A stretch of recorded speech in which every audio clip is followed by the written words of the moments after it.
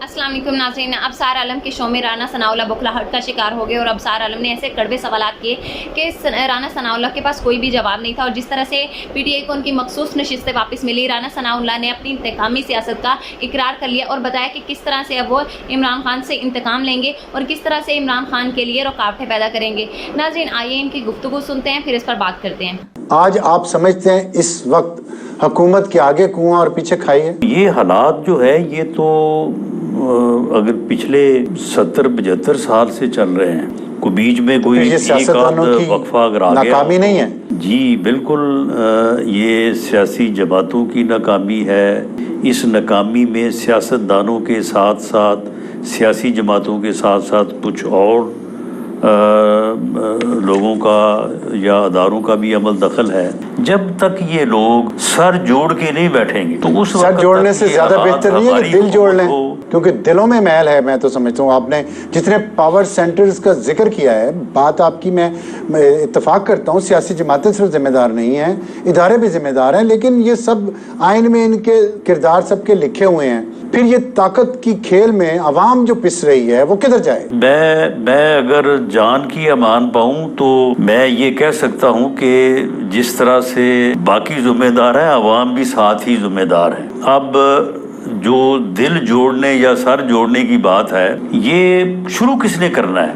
अदारों ने नहीं, सियासतदानों ने। सियासतदानों में हुकूमत सबसे पहले बैठेंगे तो समझे अवाम बैठ गए। ठीक है, लेकिन सियासतदानों में सबसे पहले हुकूमत का फर्ज है ना? जी बिल्कुल फर्ज है। तो उन्होंने शराइत दी है, हुकूमत का फर्ज है। हम अब ये जो उन्होंने 3 मुतालबात किए हैं, ये अगर हम मान लें पहले ही तो फिर बात किस लिए करनी है? फिर बात की जरूरत ही नहीं है। फिर वो आगे चलने की पार्लियामेंट में, और हमें जेलों में बंद करें, हो, सड़कों पे इस्तेहकाम। फिर नहीं, बात ये है ना कि अगर फिर ये सारा कुछ करके बात करनी है तो फिर बात क्या करनी है? फिर वो हुकूमत करे। लेकिन हुकूमत जाहिर है एक ताकत की पोजीशन में है ना, कुछ देगी। हुकूमत ताकत की पोजीशन में है ना, कुछ देगी इंसेंटिव, तभी वो आपसे निगोशिएशन करेंगे ना, वरना वो तो कह रहे हैं हम नहीं करते, आपके पल्ले कुछ नहीं है, एस्टेब्लिशमेंट के पास सब कुछ है। तो चलें ठीक है, जिस अगर हमारे पल्ले नहीं है तो जिनके पल्ले है उनसे कर लें। फिर देखें, मामला ये है कि जब वो ताकत की पोजीशन में थे उस वक्त उन्होंने क्या कहा था? अच्छा किया आपने। उन्होंने कहा था मैंने तो आपको अच्छा किया आपने, मैं तो आपको छोड़ूंगा नहीं। आपने अच्छा किया। उस वक्त हमने ये कहा था आपने 2 साल रगड़ा तो लगा लिया ना। पहले मुकदमे वापस करो, ये करो, वो करो, फिर उसके बाद बैठेंगे। वो जिस तरह से वो हमें कह रहे हैं ना कि जी आप तो जी गलत तरीके से आ गए हैं, फॉर्म 47 से आ गए हैं, उस वक्त हमारा भी ये मौक़िफ़ था कि आप वो आरटीएस बिठा के आ गए हैं। नहीं देखे ना, अब आप मुझे ये बताएं कि आपने उनको 2 साल रगड़ा लगाया, उन पे केसेस किए, उन केसेस में उनको इलेक्शन से कुछ दिन पहले सजा हो गई, जो उनके लिए हमदर्दी की लहर जिसने पैदा की वो मजलूम बन गए। वो इलेक्शन में बहुत ज़्यादा सीटें, उन्होंने सिंगल लार्जेस्ट पार्टी है वो।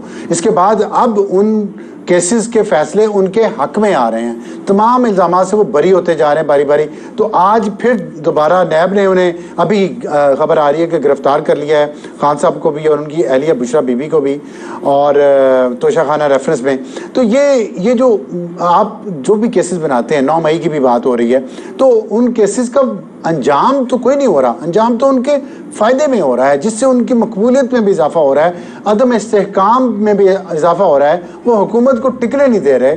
तो फिर आगे चलेगी कैसे ये गाड़ी? मैं तो ये एक आम आदमी के तौर पे पूछना चाह रहा हूँ, जानना चाह रहा हूँ। 2 ही तरीके हैं आगे चलने के, एक बैठने का और आगे बढ़ने का, दूसरा फिर है तसादम का फिर ये है कि वो अपना जोर लगाएं, हम अपना लगाएंगे, फिर ठीक है, फिर अल्लाह जिसको दे। फिर इस बात में गिरा करने राना साहब, आप जो अपनी अखलाकी बर्तरी साबित करना चाह रहे हैं ना, ये ना अदालतों में साबित हुई, ना सियासत के मैदान में साबित हुई। कानूनी जंग भी आप हार गए, सियासत में भी आप पीछे चले गए। तो फिर ये जो आपकी अखलाकी बर्तरी है, इससे आपको फ़ायदा क्या हो रहा है? सिर्फ ये कि आप हुकूमत में हैं, एस्टेब्लिशमेंट के साथ हैं, वो आपके साथ है, और अदम इस्तेहकाम है? नहीं, अखलाकी बर्तरी तो हम साबित करना इसलिए चाह रहे हैं कि मैंने जो बात की है, आप उसमें किसी जगह भी आप बताएं कि ये गलत है। रही बात कि जी सियासी जंग हार गए हैं, या रही बात कि जी आप कानूनी जंग हार गए हैं, नहीं, अभी सियासी जंग खत्म नहीं हुई। सियासी जंग जो है वो कल को जीती जा सकती है, قانونی جنگ جو ہے ٹھیک ہے۔ یہ کیس اگر بری ہوئے ہیں تو دوسرے ہے، تیسرا ہے، چوتھا ہے، کسی میں جیتی جا سکتی ہے۔ نہیں بنائے جا رہے ہیں نا۔ اچھا اب آپ نے یہ دونوں سوال میں آپ سے پھر پوچھنا چاہتا ہوں۔ آپ نے کہا سیاسی جنگ جاری رہے گی، لیکن آپ کے جو سپہ سالار ہیں نواز شریف صاحب وہ خاموش ہیں، وہ اس جنگ میں بالکل ہمیں نہیں نظر آ رہا کہ وہ کوئی اپنی کمانڈ کر رہے ہوں یا انسٹرکشنز پاس آن کر رہے ہوں اپنے سپاہیوں کو، تو وہ کب تک چپ رہیں گے؟ اور قانونی جنگ میں کیا آپ جائیں گے ریویو پٹیشن میں ریزرو سیٹس کے معاملے پہ؟ یہ بری جو ان کو کر دیا عدت کیس میں، اس کا بھی مجھے بتائیں کہ اس کا اب آپ کے پاس کیا اخلاقی جواز رہ گیا اس کیس کو جاری رکھنے کا؟ میرے سپاہ سالار جو ہیں وہ پوری طرح سے اپنی پارٹی، اپنے کارکنوں، اپنی جو لیڈرشپ ہے، صوبے میں حکومت ہے، بالکل اس کے ساتھ پوری طرح سے کارکن روتے پھر رہے ہیں، مایوس ہیں، کوئی ان کے ساتھ تو کوئی ان کو گائیڈنس نہیں، کارکنان کو پارٹی ٹوٹ گئی آپ کی، شاہد خاقان عباسی، مفتاح اسماعیل نے الگ پارٹی بنا لی۔ نہیں تو اس سے کیا فرق پڑتا ہے جی؟ نہیں، مسٹرسٹ ہے نا، مسٹرسٹ ہے کیا عادت پہ، پالیسیز پہ نکل کے پارٹیاں بنی ہیں، نہیں اس سے کوئی فرق نہیں پڑتا۔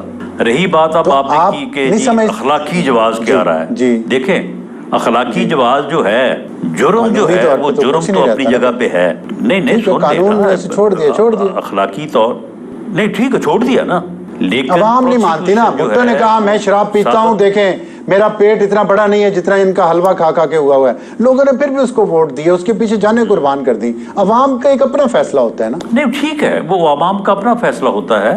معاملہ یہ ہے کہ کیا ایک منقوع عورت کو بسلسلہ شناسائی ورگلا کے اس کے بعد اس سے نکاح کرنا جو ہے، کیا اخلاقی طور پہ یہ درست عمل ہے؟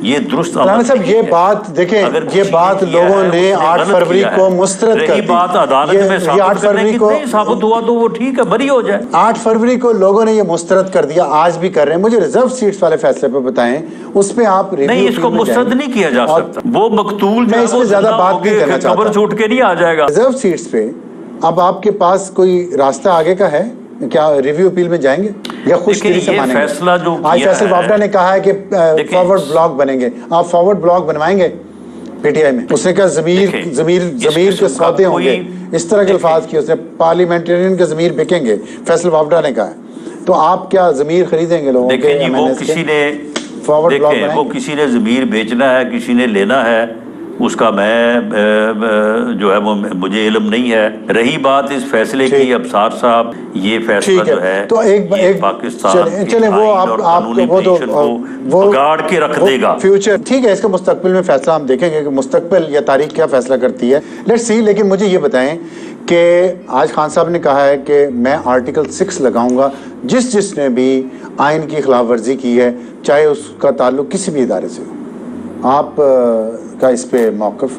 جب میں نے پوچھا ان سے شیخ وقاص اکرم سے کہ آپ یہ بتائیں کہ آپ نے بھی تو اسمبلی توڑی تھی قاسم سوری پہ، خان صاحب نے اس میں وہ دی تھی، ایڈوائس دی تھی، تو آپ پہ بھی تو لگ سکتا ہے۔ انہوں نے کہا لگا لیں، حکومت ہے نا بیٹھی ہوئی، لگا لیں، یہ اپنا آپ خود فیس کریں گے آرٹیکل 6 جو بھی لگتا ہے۔